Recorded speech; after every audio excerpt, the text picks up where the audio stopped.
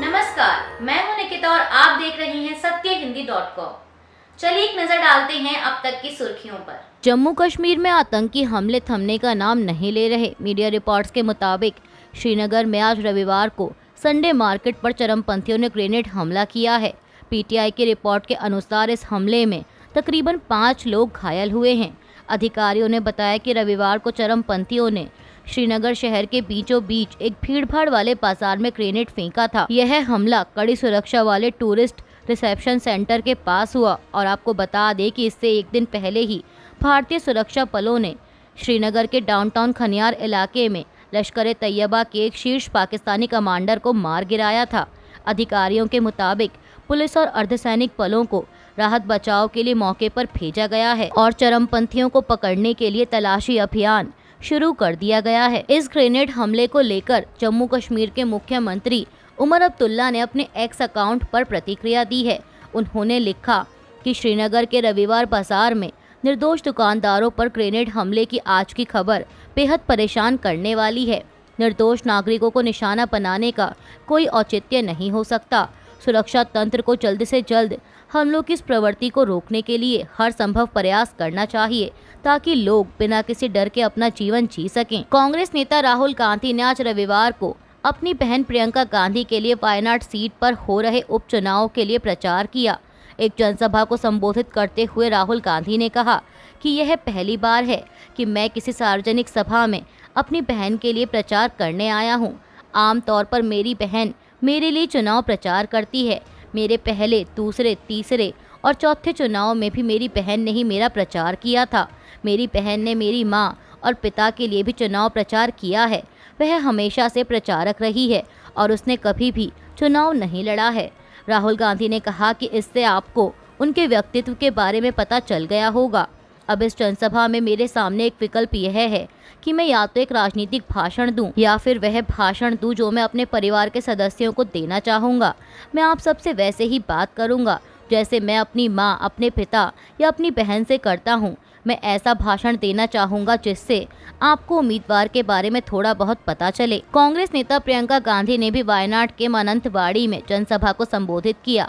अपने संबोधन में उन्होंने कहा कि जब मेरे भाई राहुल गांधी भारी मुश्किलों का सामना कर रहे थे, उन पर हर दिन भाजपा हमले कर रही थी, उनकी प्रतिष्ठा को धूमिल करने के लिए अभियान चलाया जा रहा था, तब आप ही थे जिन्होंने पहचाना कि यह आदमी सच्चाई के लिए लड़ रहा है। आप उसके साथ खड़े रहे, आपने उसका समर्थन किया और उसे लड़ने का साहस दिया। भारतीय दौरे पर आई न्यूजीलैंड की टीम ने तीसरे टेस्ट मैच को जीतते हुए 3 टेस्ट मैचों की सीरीज में भारत को क्लीन स्वीप कर दिया है। आपको बता दें कि तीसरे टेस्ट मैच के तीसरे दिन भारत को जीतने के लिए 148 रनों का लक्ष्य मिला था, लेकिन भारतीय बल्लेबाज इसे हासिल करने में नाकाम रहे। भारतीय टीम महज 121 रनों पर ही ऑल आउट हो गई और न्यूजीलैंड ने तीसरा टेस्ट मैच 25 रनों से जीत लिया और इस तरह से भारत को घरेलू जमीन पर पहली बार 3 टेस्ट मैचों की सीरीज में क्लीन स्वीप का सामना करना पड़ा है। न्यूजीलैंड के हाथों टेस्ट सीरीज में 3-0 की हार के बाद भारतीय कप्तान रोहित शर्मा की प्रतिक्रिया आई है। मैच खत्म होने के कुछ ही देर बाद रोहित शर्मा ने हार के बारे में बात करते हुए कहा कि एक सीरीज या टेस्ट मैच हारना आसान नहीं होता, इसे आसानी से पचाया नहीं जा सकता है। हमने अपना सर्वश्रेष्ठ खेल नहीं खेला, पहले दोनों टेस्ट मैचों की पहली पारी में रन नहीं बनाए। इस मैच में भी हमें बढ़त मिली थी और हमें जो लक्ष्य मिला था उसे हासिल किया जा सकता था। उन्होंने कहा कि न्यूजीलैंड ने हमसे बेहतर क्रिकेट दिखाया, हमें यह स्वीकार करना होगा कि हमने बहुत सारी गलतियां की। रोहित ने कहा कि मैच में आपको बोर्ड पर रन लगाने होते हैं। जब मैं बल्लेबाजी करने आता हूं तो मेरे दिमाग में कुछ योजनाएं होती हैं, लेकिन इस सीरीज में वे काम नहीं आई। यह मेरे लिए निराशाजनक है। मैंने भी कप्तान और बल्लेबाज के तौर पर अच्छा प्रदर्शन नहीं किया। यह बात मुझे परेशान करेगी। हमने सामूहिक रूप से अच्छा प्रदर्शन नहीं किया और यही इस हार की वजह है। उत्तर प्रदेश के मुख्यमंत्री योगी आदित्यनाथ के बटेंगे तो कटेंगे वाले बयान पर आरजेडी नेता तेजस्वी यादव ने कहा कि ये सुनने में ही नफरत भरा लगता है। इनके मुंह से कभी पढ़ाई, चिकित्सा, स्वास्थ्य की बात नहीं हो सकती, नौकरी, बेरोजगारी, महंगाई, गरीबी की बात नहीं हो सकती। इनका काम केवल जहर उगलना है। वो जहर उगलते रहें। हम जनता के बीच रहकर जनता के मुद्दों को उठाएंगे। लोग समझ चुके हैं कि बांटने और तोड़ने का काम कौन कर रहा है। नफरत फैलाने का काम कौन लोग करते हैं। तेजस्वी ने कहा कि बिहार की जनता जागरूक है, ऐसे नारों पर लोग विश्वास नहीं करते हैं। बिहार अमन चैन शांति का प्रदेश है, ये बुद्ध की धरती रही है, यहाँ ये सब चलने वाला नहीं है। उत्तर प्रदेश के मुख्यमंत्री योगी आदित्यनाथ को धमकी देने के मामले में पुलिस ने एक महिला को हिरासत में लिया है। एनडीटीवी की एक रिपोर्ट के मुताबिक मुंबई पुलिस ने मुख्यमंत्री योगी आदित्यनाथ को कथित तौर पर जान से मारने की धमकी देने के आरोप में 24 वर्षीय एक महिला को हिरासत में लिया है। आरोपी महिला का नाम फातिमा खान है। महिला काफी पढ़ी लिखी है, लेकिन पुलिस सूत्रों के अनुसार मानसिक रूप से अनस्टेबल लग रही है। पुलिस मामले की गंभीरता को देखते हुए कई एंगल पर एक साथ जांच कर रही है और साथ ही जरूरत पड़ने पर मुंबई पुलिस से भी सहायता ली जाएगी। ईरान के सर्वोच्च नेता आयतुल्लाह अली खामेनेई ने एक सप्ताह पहले ईरान पर हुए इस्राएली हमले के बाद अमेरिका और इस्राएल को चेतावनी दी है। खामेनेई ने कहा है कि उन्हें निश्चित रूप से इसका करारा जवाब मिलेगा। मीडिया रिपोर्ट्स के मुताबिक खामेनेई ने तेहरान में शनिवार को छात्रों को संबोधित करते हुए यह टिप्पणी की। खामेनेई ने अपने ताज़ा बयान में कहा कि इस्राएल और अमेरिका सहित ईरान के दुश्मन ईरान के लोगों और रेजिस्टेंस फ्रंट के साथ जो कुछ कर रहे हैं उसका निश्चित रूप से करारा जवाब मिलेगा। झारखंड विधानसभा चुनाव के लिए भाजपा ने अपना घोषणा पत्र जारी कर दिया है। केंद्रीय गृह मंत्री अमित शाह ने झारखंड में एक रैली को संबोधित करते हुए पार्टी का घोषणा पत्र जारी किया। इस दौरान उन्होंने राज्य की जनता से कई बड़े चुनावी वादे भी किए। अपने वादों में अमित शाह ने कहा कि झारखंड में यूनिफॉर्म सिविल कोड आएगा और जरूर आएगा, लेकिन इससे आदिवासी समुदाय को बाहर रखा जाएगा। अपने घोषणा पत्र में भाजपा ने कहा कि आदिवासी सम्मान और अस्मिता को बढ़ावा देने के लिए आदिवासी धार्मिक और सांस्कृतिक स्थल का विकास किया जाएगा। जमशेदपुर में भगवान बिरसा मुंडा का स्मारक बनाया जाएगा।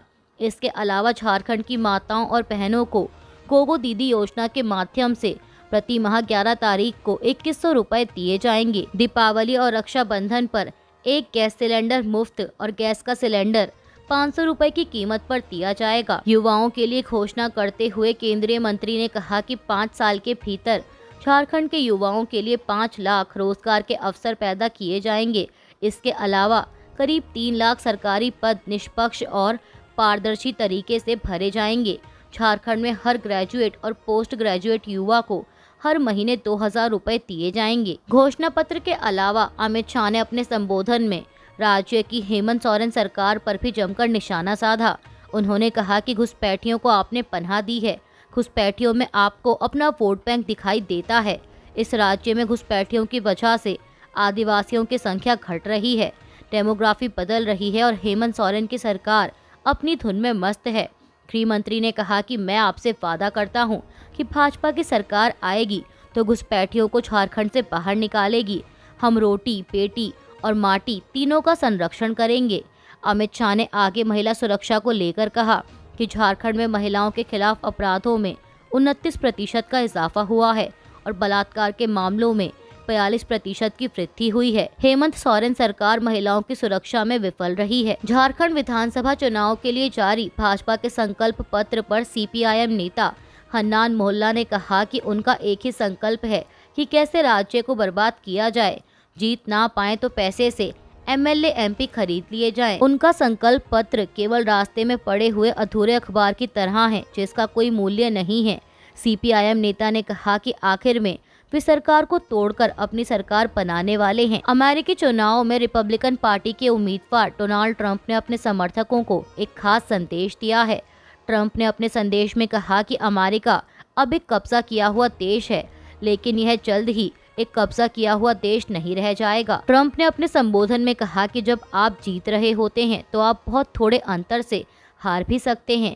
इस दौरान उन्होंने अपने समर्थकों से जल्द मतदान करने की भी अपील की और कहा कि 5 नवंबर का चुनाव अमेरिका का मुक्ति दिवस होगा। अभी के लिए बस इतना ही। बाकी की खबरों के लिए जुड़े रहिए सत्यहिंदी.com के साथ।